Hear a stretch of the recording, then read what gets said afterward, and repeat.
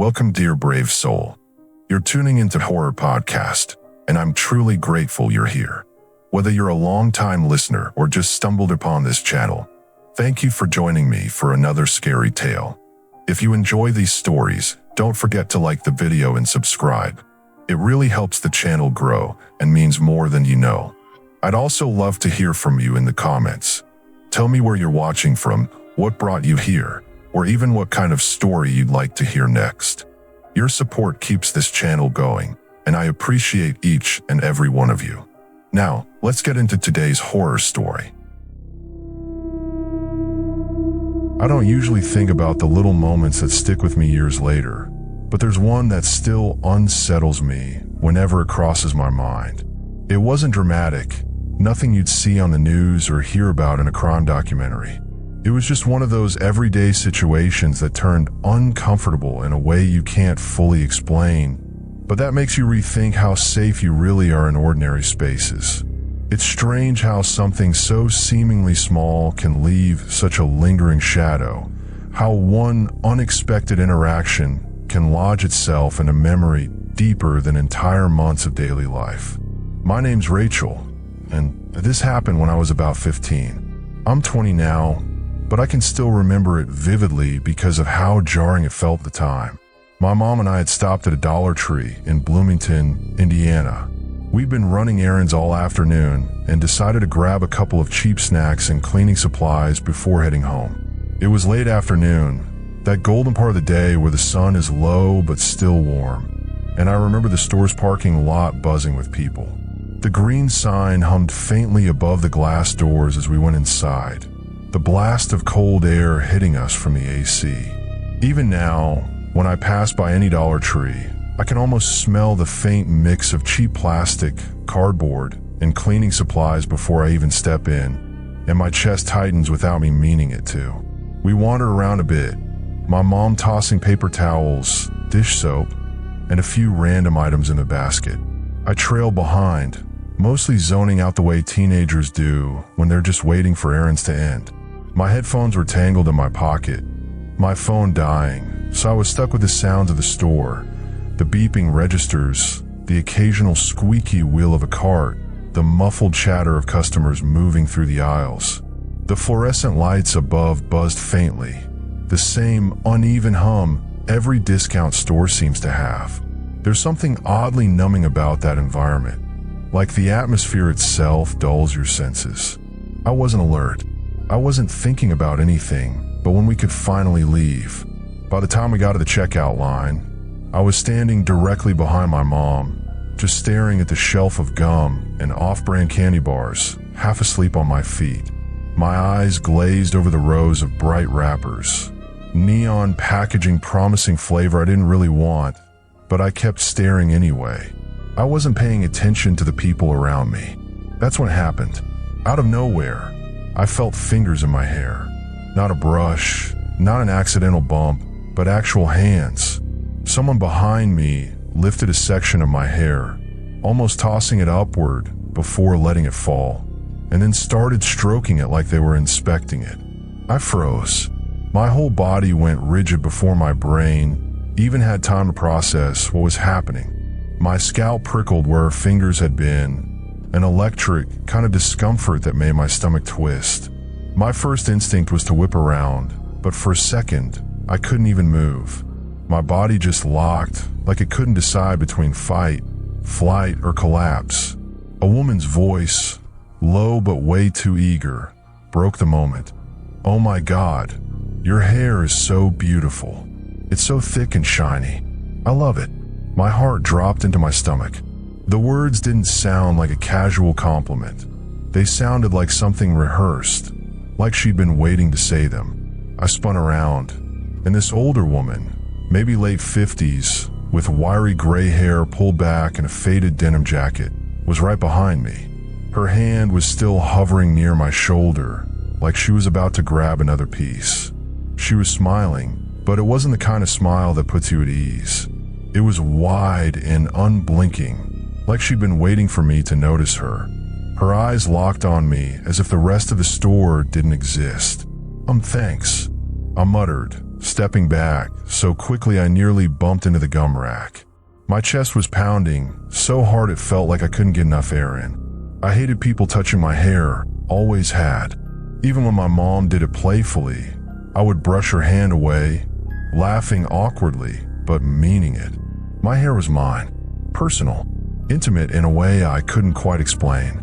But this was a complete stranger, someone I hadn't even noticed until her hand was already on me.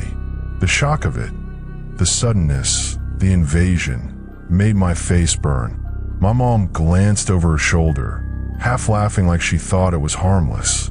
"Yeah, Rachel doesn't really like people messing with her hair," she said lightly, as if that explained everything. She shifted back toward the cashier, pulling out her wallet, brushing it off the way moms sometimes do when they don't want to create a scene in public. I wanted her to see how much it rattled me, but the tone in her voice told me she didn't. She thought it was a weird compliment, nothing more. But I wasn't laughing. My face was hot, my stomach tight. I wanted to meld into the floor, vanish between the racks of candy and cheap seasonal decorations. The woman just kept staring, nodding like she hadn't even heard my mom, repeating again, "It's just so thick. People pay good money for hair like that." Her voice lingered in my ears, syrupy and unsettling. I stepped closer to my mom, trying to shield myself with the shopping basket. I avoided eye contact, staring down at the conveyor belt while the cashier scanned our things. The sound of each beep was sharp and hollow, but I focused on it anyway, anything to drown out the woman's voice still echoing in my head. My hands were clenched so tight my nails dug into my palms, little half-moon imprints forming against my skin. The woman eventually drifted off toward another aisle, but I could still feel her eyes on me until she disappeared from view. That sensation, that invisible tether of someone's attention locked onto you, stuck long after she was gone. I didn't breathe normally until we were back outside, the cool evening air hitting my face like relief. My mom unlocked the car, chatting casually about dinner plans like nothing had happened, while I slid into the passenger seat, still shaken, my palms sweaty against the door handle. The ride home was quiet on my end. The hum of the road beneath the tires filled the silence, and I stared out the window at the blur of passing houses and streetlights. I didn't even know how to explain why it bothered me so much. To her, it was just a random compliment gone a little too far. To me, it was like a boundary had been completely shattered in the span of seconds. Someone had entered my personal space without asking, touched me without permission, and acted like it was completely normal. It made me wonder how many times things like this happen without people ever realizing the weight they carry. The thing that creeps me out the most when I think back is how casual she was about it. She didn't act embarrassed or apologetic when I pulled away. She didn't even acknowledge that I looked uncomfortable. It was like she believed she had the right to touch me, to take what she wanted in that moment. And that's what makes it feel so wrong. That lack of hesitation, that complete absence of self-awareness, left a deeper mark than her actual touch. For weeks after, I caught myself being hyper-aware in checkout lines. If someone stood too close, I tensed up. If I felt movement behind me, my shoulders stiffened, waiting for hands that weren't supposed to be there. I started glancing back over my shoulder every few seconds in stores, trying to gauge the distance between myself and whoever was behind me. Even now, years later, the memory sits uncomfortably in the back of my mind whenever I'm in a crowded store. It doesn't surface all the time, but when it does, it brings that same hot flush of embarrassment and unease like I'm 15 again and stuck in that checkout line. What I learned that day is that safety isn't always about obvious threats. Sometimes it's the little invasions, the moments that seem harmless to others but leave you feeling exposed, that leave the deepest mark. And the worst part is, nobody else seemed to notice. To everyone else in that Dollar Tree, it was just another ordinary afternoon. But for me, it was the day I realized how quickly a stranger can cross a line, how easily someone can make you feel powerless in a space where you thought you were invisible. and all it took was a hand in my hair.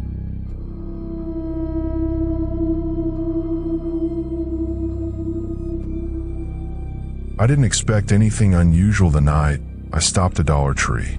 It was supposed to be quick, just in and out, grab what I needed, and head home. That's the kind of errand you don't think twice about. But sometimes the smallest decisions, where to shop, which door to walk through, put you in situations you can't shake afterward. My name's Daniel, and this happened in Columbus, Ohio about a year ago. I was on my way home from work when my girlfriend texted me, asking if I could pick up a few sodas. She specifically wanted cherry Coke, and even though I'd usually just grab one at the gas station near our apartment, the price there had gotten ridiculous. Nearly $2 for a 20-ounce bottle. It sounds minor, but when you're trying to keep costs down, it adds up. Dollar Tree was cheaper, and it was only a few blocks out of the way. The store sat in a little strip mall between a laundromat and a pawn shop. The parking lot was half full, lit by buzzing orange streetlights that threw more shadow than light. It was early evening, maybe around 7, but the sky was already darkening into that flat gray blue that makes everything feel colder than it is. I parked, locked my hatchback, and stepped over the curb. As I approached the sliding doors, a man was standing there holding one side open. At first it looked polite, like he was just helping out, but there was something off in his stance, too loose, too casual. When I stepped closer, I caught a sharp whiff of alcohol on his breath. Before I could say anything, he kind of half laughed and scolded me. "Why are you jumping the curb like that, man? You trying to trip yourself?" His tone was somewhere between playful and mocking, but it landed wrong. I gave a short smile, trying to brush it off. "I'd rather trip myself than let the curb do it," I said, trying to keep it light. He chuckled, but it didn't feel friendly. His eyes lingered on me a little too long. His clothes were wrinkled and stained, a button-up shirt half untucked over jeans that sagged at the knees. He leaned against the glass like he had nowhere else to be. I stepped past him, but instead of letting me go, he followed. The first few aisles of Dollar Tree are always the same. Seasonal decorations, stacks of candy, bins of cheap toys. The store smelled faintly of disinfectant, mixed with sugar and plastic. I focused on the shelves, pretending I didn't notice him trailing behind. "So, you like foot rubs?" he suddenly asked. His voice was slurred, but the question was clear enough. I blinked, startled. "What? Foot rubs?" he repeated, grinning. "You ever exchange foot rubs? I give you one. You give me one." I stopped for a second, unsure if I'd heard him right. My instinct was to laugh it off, but the grin on his face made my skin crawl. "Not my thing," I said quickly, moving toward the refrigerated section where the sodas were. But he didn't take the hint. He kept following, weaving close enough that I could smell the alcohol on him. My shoulders tightened as I walked. I tried to keep calm, reminding myself it was a public store, other customers around. Nothing was going to happen. Still, his presence loomed. To distract him, or maybe myself, I started talking. I told him I studied biology back in school, that I'd spent time in nursing. It wasn't even relevant, but I thought if I threw something technical at him, he'd get bored. Instead, he smirked. "You sound too smart for me," he said, bumping my arm with his elbow. I pulled away, jaw tight. He was invading my space in a way that felt deliberate, testing how much I'd let slide. As we passed the candy aisle, he picked up a pack of M&Ms. I watched him glance around, then slip it into his pocket like it was nothing. My chest tightened. He didn't even try to hide it well. Just slid it in and kept walking, still talking to me like we were buddies. When we got to the register, I set my sodas and a couple snacks on the counter. The cashier, a middle-aged woman with tired eyes and a name tag that read Linda, began scanning items. The drunk man stood close enough that his shoulder brushed mine. I shifted, trying to put space between us, but he leaned right back in. "You're really too smart for me," he said again, his grin crooked. I forced a polite smile, but my nerves were on edge.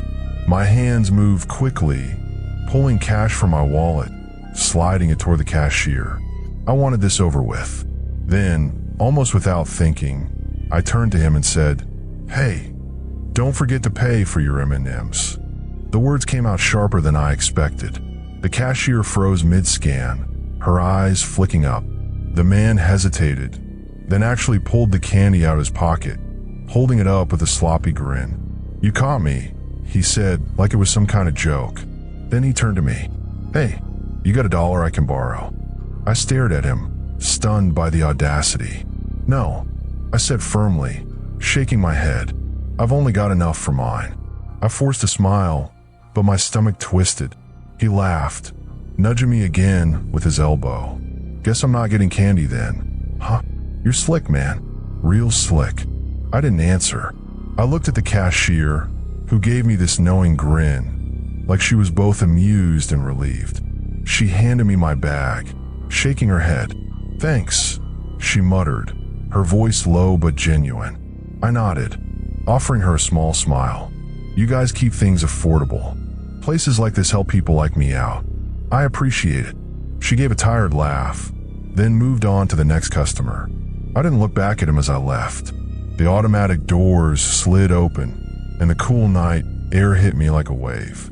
I walked straight to my car, my pulse still elevated. My eyes flicked to the windows, half expecting to see him following again. But when I turned the key and the engine started, the space around me was quiet. He hadn't come out yet. The drive home was short, but the unease lingered. I kept thinking about the way he'd slipped the candy into his pocket without hesitation, the way he'd asked about foot rubs as if it were normal, the way he hovered in my space no matter how many times I tried to pull away. It wasn't just the alcohol. It was the intent behind it all, the testing of boundaries, the way he seemed to enjoy watching me squirm. Even now, when I think back on it, what unsettles me the most is how quickly an errand can shift from ordinary to threatening. How fast a stranger can take something simple, buying soda, grabbing candy, and turn it into a moment that sticks with you. The lines between annoyance, fear, and danger blur until you're not sure how seriously to take it, but your body already knows. That night taught me something I didn't want to admit. Even the most harmless places, like a Dollar Tree, aren't always safe. Sometimes all it takes is one drunk stranger, one invasion of space, to remind you how fragile that sense of safety really is. And in my mind, I can still hear his voice, too casual, too close. "You're slick, man. Real slick."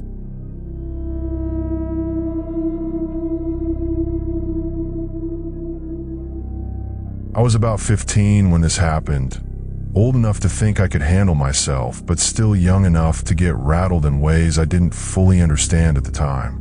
My mom and I had stopped at the Dollar Tree in Evansville on a Saturday morning. We'd just come from picking up donuts, and she wanted to grab some cleaning supplies and snacks before heading home. It wasn't unusual. We went there all the time. The place always smelled faintly like plastic and Lysol. I was packed too close together with shelves that looked like they might topple if you brushed against them too hard. My name's Allison, and what sticks out to me about that day isn't what we bought or what we did afterward. It's the man who came in while we were there. He looked like he was in his late 20s, maybe early 30s, and there wasn't anything especially memorable about him at first glance. Ball cap, hoodie, baggy jeans. He wasn't carrying a basket, just walking slowly up and down the aisles like he couldn't decide what he wanted. That's normal in a Dollar Tree. People drift around all the time, killing time or grabbing random things. I didn't think much of it first. The aisles in that store are narrow, maybe 4 or 5 feet across, so you can always hear someone row over. The sound carries, shuffling shoes, the creak of a cart, even the low hum of voices. At first, I only noticed the faint scuff of sneakers somewhere behind us. My mom was focused on reading labels, tossing dish soap and sponges into the basket, while I trailed alongside, scrolling my phone. But after a while, I started to feel the weight of someone's attention. You know that prickling feeling on your neck, like you're being watched? Every time we turned a corner, he seemed to appear. Sometimes he'd be on the far side of the aisle, pretending to look at something on the shelf, but his eyes would flick toward us. Other times he'd dart into a different aisle, just as we turned, like he didn't want us to see him there. It wasn't constant, but it was frequent enough that it felt intentional. I brushed it off at first. Stores are small, people overlap in their paths. But then I realized it was happening too often to be coincidence. If we walked down the snack aisle, I'd glimpse him 2 rows over in the reflection of the freezer door. If we slowed down in household supplies, I'd catch him peeking around the corner of the next aisle, his head angled just enough to see us. My chest tightened, a dull ache growing sharper each time I caught him doing it. My mom asked me at one point to go grab paper plates from the other side of the store. Normally I would have groaned and done it, but I froze. The idea of walking off alone, away from her, made my stomach twist. "Can you get them?" I asked quietly. She gave me a look, confused but didn't push. By then I was hyper-aware of every sound. The slow shuffle of his sneakers behind us, stopping when we stopped, starting again when we moved. The faint shadow at the end of the aisle that would vanish when I turned my head. My palms were damp, and I kept gripping my phone tighter, like holding it would somehow protect me. When we finally got to the register, I thought maybe it would end there. My mom unloaded the basket, chatting lightly with the cashier. I glanced back, and sure enough, he was there, standing by the end of an aisle. His hands were shoved into his hoodie pocket, his body angled toward us, but his head tilted down, like he didn't want to be caught staring. The second I turned to look at him directly, he moved, slipping quickly toward the front. By the time we finished paying, he was gone. Walking to the car, I kept scanning the lot. His car wasn't there anymore. Or at least, if it was, I couldn't see him. My mom drove us home like it was just another errand completed, talking about what chores needed to get done that afternoon. I didn't say anything. At 15, I figured it would sound paranoid, like I was making a big deal out of nothing. He hadn't said a word, hadn't touched me, hadn't done anything concrete. Just followed, watched. Weeks passed, and I pushed it out of my head. Until one evening, maybe a month later, my mom got a call from the sheriff's department. They said we needed to come down to the station because we might have witnessed something. My stomach dropped. I couldn't imagine what it was about, but the panic I felt was instant and overwhelming. At the station, the officer pulled up security footage from that same Dollar Tree. The screen showed me and my mom moving through the aisles, and there he was, the man in the hoodie. My skin crawled as I watched it back. The video confirmed everything I'd felt that day. He wasn't just wandering. He was tracking us. Every aisle we went into, staying a few paces back, slipping into the next one if I turned around too quickly. The part that made me nauseous was seeing him hide when I glanced behind me, ducking his head or stepping back like a kid caught misbehaving. It was proof that it hadn't been in my head. The officer explained that around that same time, the man had been arrested for exposing himself to a little girl in the same store. They didn't go into all the details, but it was enough. Watching the footage, I noticed moments I hadn't caught in real life, like when his hand moved under his hoodie as he watched from the corner. The camera angle didn't show anything graphic, but the implication was sickening. I felt disgusted, violated, not because he'd touched me, he hadn't, but because I realized how close it had come to being worse. The what-if spiraled in my head. What if I had gone to get those paper plates by myself? What if my mom had left me in the aisle for even a few minutes? What if he'd been braver, bolder, more reckless? I tried to act calm in that office, but inside, my chest felt tight and hot, like I couldn't breathe right. The officer asked a few more questions, then let us go. My mom gripped my shoulder gently as we left, her voice soft, but I could hear the worry she was trying to hide. Afterward, I couldn't walk into a store without scanning every face. Every shuffle of shoes behind me made me tense. Every glimpse of someone lingering in an aisle made my stomach knot. It faded with time, but even now, years later, I still catch myself checking corners when I turn into a new aisle. That day taught me something I wish I'd never had to learn at 15. That not every danger announces itself loudly. Sometimes it's quiet, shadowy, lurking just a few steps behind you in the narrow aisles of a Dollar Tree. And it only takes a second for something ordinary to turn into the memory that won't leave you alone.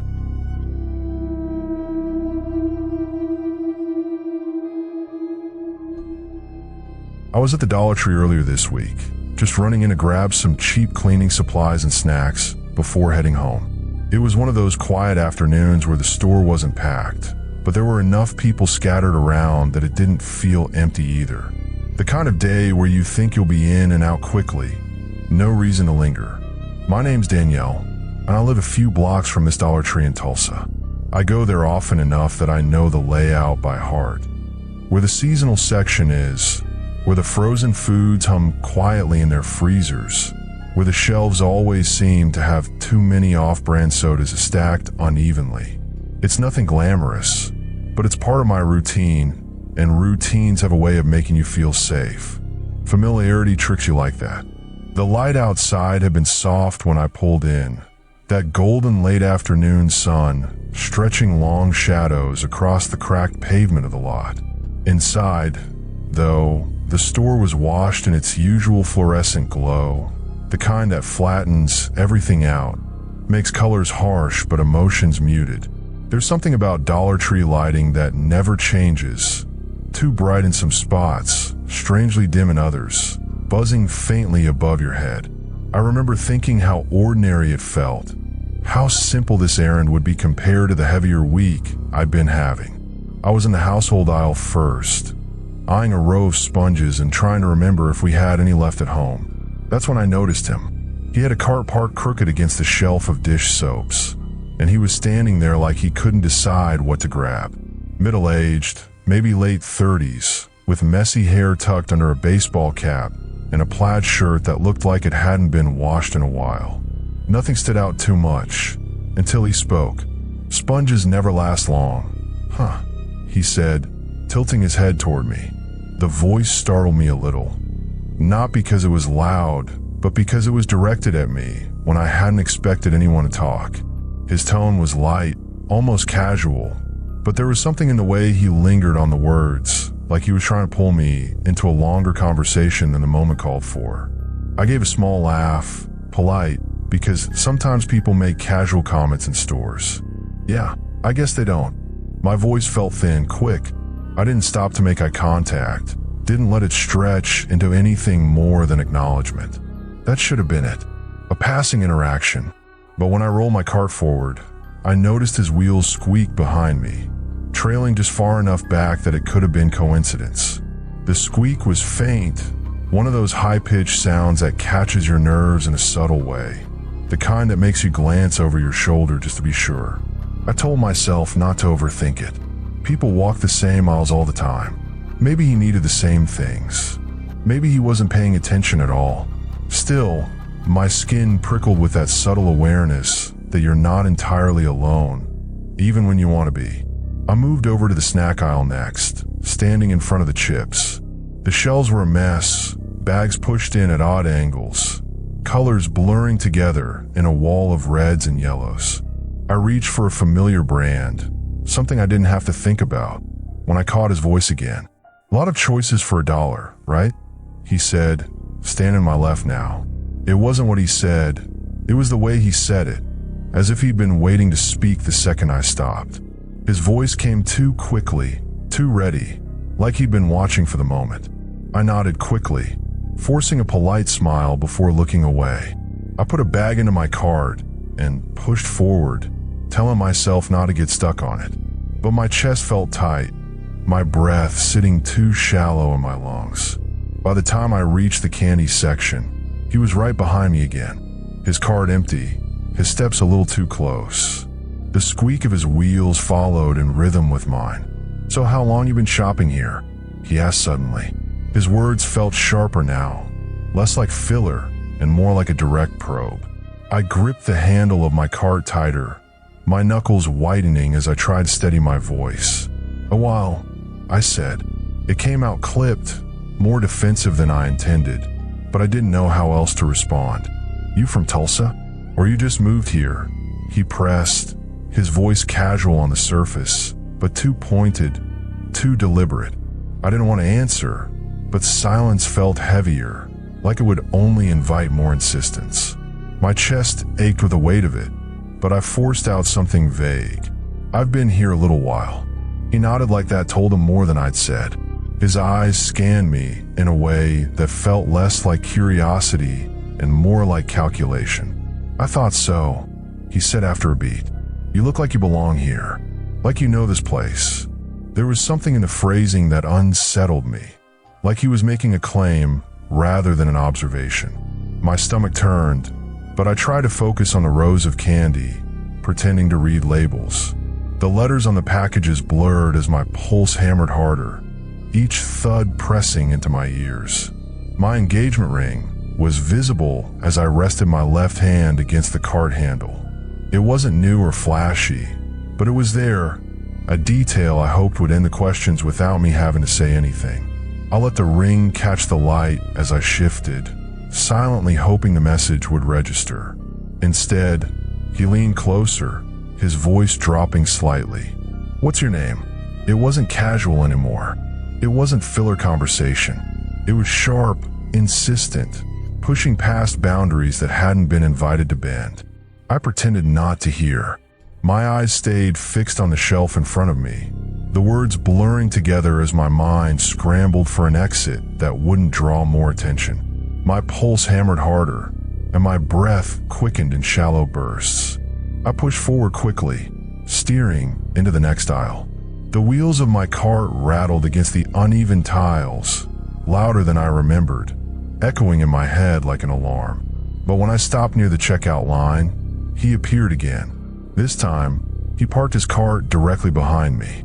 The squeak of his wheels dragged out as he lined up close. Too close, the kind of closeness that makes your shoulders tense. "I stood here on purpose," he said lightly, like it was a joke. "Didn't want to miss a chance to talk to you." The words sank into me with a heaviness I couldn't ignore. They weren't framed as a threat, but the meaning pressed in all the same.